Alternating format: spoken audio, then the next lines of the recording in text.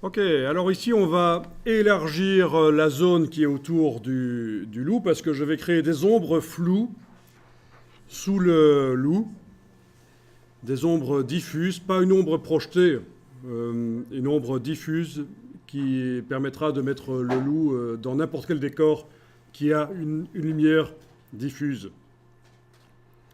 Bon, ben j'ai besoin d'agrandir la zone parce que sinon le flou de l'ombre risque d'aller sur le bord de l'image et c'est pas génial.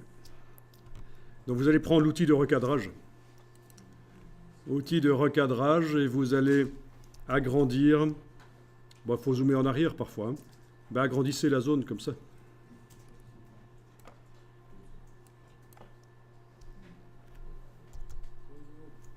Vous prenez les poignées, vous agrandissez. Donc quand on parle de recadrage, en général, on pense à supprimer une partie de l'image, mais ça peut aussi servir dans Photoshop à augmenter la zone autour de l'image.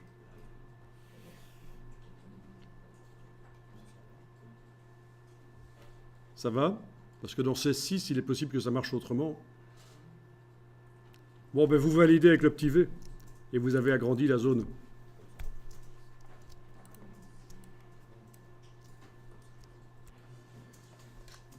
Donc, tu avais du blanc en arrière-plan ici. Donc ça a ajouté sur le calque d'arrière-plan des pixels blancs. Bon, de toute façon, ça n'a pas d'importance parce que maintenant, on va aller régler le problème du calque 2. Le calque 2 qui est censé être un fond blanc, ben, la zone qui s'est ajoutée, c'est de la transparence. Donc vous activez le calque 2, et vous allez remplir ça par du blanc. Édition, remplir avec blanc. Voilà. On le remplit totalement de blanc, le calque 2.